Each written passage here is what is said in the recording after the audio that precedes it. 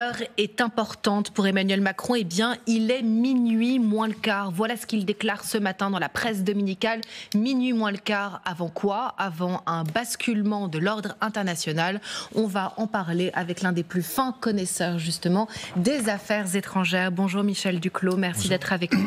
Vous êtes ancien ambassadeur de France en Suisse, en Syrie, ancien représentant de la France auprès des Nations Unies, conseiller spécial à l'Institut Montaigne. D'ailleurs, j'invite à lire vos analyses justement sur le site de l'Institut Montaigne. Vous aviez écrit en 2023 « Guerre en Ukraine, un nouvel ordre du monde ». Ça n'a jamais été autant d'actualité. Et on a retrouvé aussi ce livre « Le monde des nouveaux autoritaires » où vous aviez mis Donald Trump au milieu de votre livre, justement, entouré d'autres visages d'autocrates, on peut le dire. Alors si on parle de ce sommet d'urgence, c'est évidemment puisqu'il y a eu une altercation d'une violence inouïe entre le président ukrainien qui était en visite à Washington, justement. On va revoir cet échange qui a sidéré le monde. Monsieur le Président, depuis le début, nous avons été seuls. Et on vous a dit merci. Avec le président stupide, on vous a donné 350 milliards de dollars. On vous a donné des équipements et du matériel militaire. Vous vous êtes servi de notre équipement. Si vous n'aviez pas notre équipement militaire, cette guerre aurait été finie en une quinzaine de jours. Oui, d'accord, en 3 jours, en 2 semaines, bien sûr. Ça va être difficile de trouver un accord, je vous le dis. Et cet échange a été diffusé partout. Les caméras du monde entier ont diffusé cet échange. De mémoire de diplomate, pour vous, c'est du jamais vu? Je crois que c'est du jamais vu. C'est-à-dire qu'il y ait des clashs très brutaux entre hommes d'État ou entre dirigeants. Évidemment, c'est pas nouveau. Surtout que dans la négociation, il est fréquent qu'à un moment donné, avant qu'on arrive à un accord, il y a un moment de tension. Et je connais des grands diplomates, à commencer par l'Europe d'ailleurs, avec qui j'ai été à New York, qui excellaient justement à choisir le bon moment pour pousser ses interlocuteurs à bout, de façon ensuite à conclure. Et après tout, une interprétation positive de ce qui vient de se passer, ce serait de dire Trump est dans cette attitude. Un rapport de force classique, finalement. Alors évidemment, ce qui est nouveau, c'est que ce soit sur le petit écran dans tous les foyers américains, voire du monde, avec, je crois, quelque chose de terrible, c'est que ça aggrave le clash, le désaccord, le fossé. Et quelque chose aussi de positif, c'est que ça fait entrer dans la sensibilité personnelle de chacun d'entre nous l'ampleur du drame. Maintenant, ce qui m'a le plus frappé quand même dans cet échange, c'est le rôle de Vance, parce qu'on voit quand même, quand on regarde l'ensemble de la séquence, le clash proprement dit ne se produit qu'au bout de 40 minutes à peu près, 38 je crois minutes. Et Trump se laisse progressivement emporter et révèle ce qu'il pense vraiment lorsqu'il se met en colère, mais c'est Vance, le vice-président, qui provoque l'altercation. Et lui, il y a un mot qu'on est obligé d'utiliser dans son attitude, c'est le mot de perversité.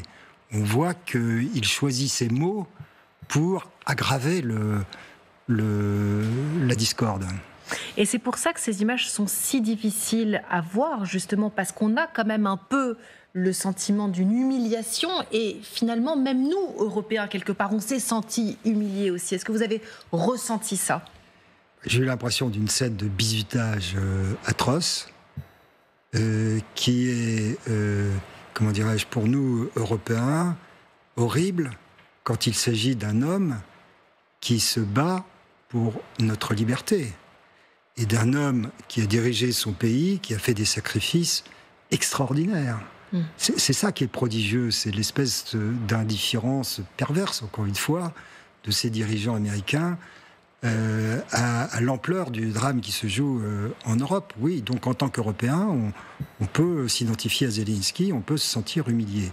J'ai pas écouté Gérard Haro hier sur votre sur votre station, mais je suppose qu'il a rappelé, parce qu'il aime bien les comparaisons historiques, ce qui s'est passé après la Première Guerre mondiale. C'est-à-dire que déjà, les Américains n'avaient qu'une idée en tête, c'était de récupérer l'argent qu'ils avaient prêté aux Alliés en Europe. Et d'ailleurs, ils étaient tout prêts, ils n'ont eu de cesse que d'alléger les réparations allemandes pour mieux gagner leur argent. Et donc, cette attitude cynique, fondée sur un intérêt matériel immédiat, elle n'est pas nouvelle aux États-Unis, bien sûr. Mais de là à avoir ce genre de scène, ça, c'est quand même plus frappant. Alors justement, quand on écoute les déclarations de Marine Le Pen hier au Salon de l'Agriculture, elle n'a pas trouvé forcément cette scène si extraordinaire. Vous allez voir qu'elle appelle à garder son sang-froid et qu'elle dit que les États-Unis sont toujours nos alliés, évidemment. Écoutez-la. Que des dirigeants de nations puissent se parler avec passion, qu'il puisse y avoir des frictions, qu'il puisse y avoir des mots durs. Après tout, c'est assez normal. La vie et la politique ne sont pas si éloignées que cela. Écoutez, ceux qui disent que les États-Unis ne sont pas des alliés, je crois, ne sont pas raisonnables. Et vous, Michel Duclos, que dites-vous aujourd'hui? Est-ce que les États-Unis sont toujours les alliés de la France? Écoutez, je ne vais pas commenter les propos d'une dirigeante politique. Non, mais elle pose une vraie question. Elle pose une vraie question, alors... Peut-être une première observation, c'est qu'en France, comme vous le savez, il y a un courant pro-russe extrêmement puissant, notamment représenté à l'extrême droite.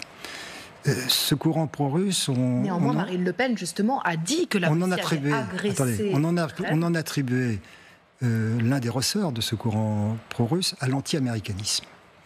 Maintenant que Washington s'aligne sur Moscou, les mêmes vont devenir les plus grands atlantistes de France, c'est clair. Maintenant, est-ce que les Américains sont encore nos alliés? Je veux dire que c'est tout ce qui est en train de se passer à Londres aujourd'hui. On n'a pas le choix, pour l'instant, de faire avec les Américains. Tant qu'on n'aura pas la logistique, l'intelligence, les moyens de transport aérien dont on a besoin, les enablers, comme on dit, dont on a besoin pour défendre l'Europe, évidemment, il faut essayer de garder les Américains à bord. Ça n'empêche pas que, tout en essayant de les influencer, donc c'est l'actualité immédiate, il faut se préparer à faire sans eux, à se défendre sans leur soutien, et certains diraient sans leur tutelle. Et comment jugez-vous, à l'aune de cette semaine-là, la qualité de la diplomatie européenne? La diplomatie européenne, là, c'est clair que c'est l'Europe des nations qui ressurgit. Et donc, c'est Macron et Starmer qui ont fait le job. S'il y avait un chancelier allemand en place et doté d'une grande capacité, une grande autorité politique, je ne doute pas qu'il aurait également contribué. C'est ça. Mais donc, on voit un système, je crois que l'un et l'autre, les uns les autres, vous l'avez dit il y a quelques minutes, où c'est les leaders européens dans un monde classique qui, à nouveau, animent l'Europe. Ce qu'il faut, c'est qu'il ne faut pas se tromper sur le format. Je ne suis pas sûr qu'il faut qu'il y ait l'Italie. Je pense qu'il faut qu'il y ait la Pologne, en tous les cas. Il faut laisser la porte ouverte à l'Italie, si Mme Meloni se révèle utile, mais il ne faut pas écarter les Polonais. Et puis surtout, il faut, surtout nous Français, avoir la modestie nécessaire.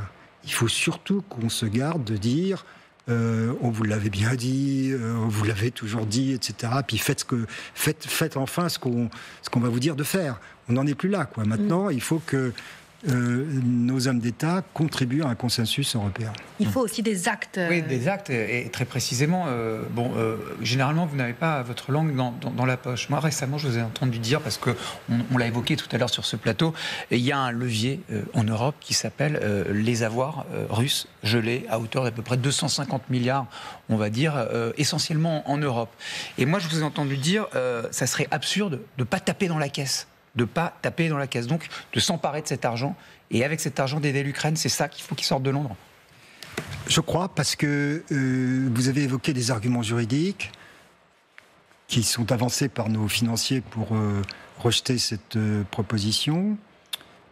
Alors les arguments juridiques, on peut toujours les triturer dans un sens ou dans un autre. J'étais moi-même fonctionnaire assez longtemps. On peut toujours faire un argumentaire pour défendre l'idée qu'on veut défendre. Au-delà des questions juridiques, il y a le problème fondamental, et qui est tout à fait justifié, bien sûr, qui est de dire, si on fait ça, ça va dissuader d'autres de par le monde de venir mettre leur argent chez nous. Donc effrayer les marchés, en fait. Ça va effrayer les marchés, donc l'Asie, le Golfe, etc. Mais à cela, ça c'était vrai peut-être à 11h, mais comme le dit le président, on est à minuit moins le quart. Il est même midi moins le quart sur LCI non, aussi. Disons, c'était vrai à 10h du soir. Ouais. C'est pas vrai à minuit moins le quart. Et pour la raison suivante, je pense qu'il faut vraiment que les uns les autres on insiste, c'est que imaginons ce qui se passe si l'Ukraine perd cette guerre. Imaginons ce qui se passe si la Russie est à nos portes. Imaginons l'effondrement de la crédibilité des grands pays européens, y compris la France, l'Allemagne et le Royaume-Uni. Et à ce moment-là, c'est sur tous les plans qu'on perdra, y compris sur ce plan-là, le plan financier, le plan de notre activité financière vis-à-vis des marchés. Richard. Oui, vous parliez de la Pologne tout à l'heure. Effectivement, on l'avait oublié dans le tour de table et c'est extrêmement important.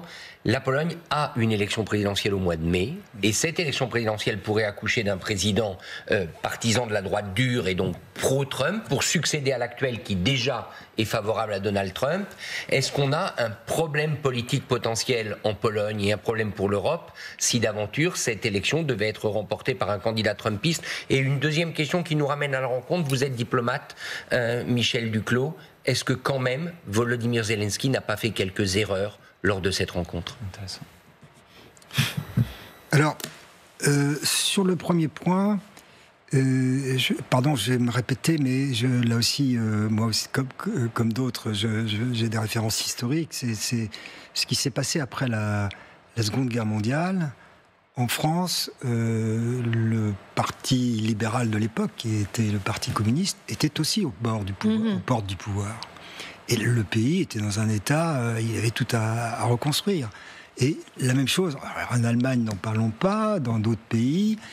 Et oui, on était faibles les uns les autres, politiquement. On a quand même réussi à se remonter et à faire face à la menace soviétique. Donc aujourd'hui, oui, il va y avoir des partis dangereux ici ou là. Oui, il y a une opposition. Puisque le temps file sur Volodymyr Zelensky. Je crains que là, il est tombé dans un piège. Et après 3 ans de ce qu'il a subi, il n'a plus tout à fait les nerfs qu'il avait au départ. Il doit être fatigué, c'est peut-être pas le mot, parce qu'en même temps, il est très stimulé. Mais je pense que pour lui, ça doit être extraordinairement difficile de recevoir de leçons de ces petits mecs qui sont des boutiquiers, qui n'ont quand même jamais fait d'extraordinaire dans la vie, alors que lui-même se bat comme un lion aux côtés de son pays depuis 3 ans. Merci Michel Duclos d'avoir été notre invité ce matin.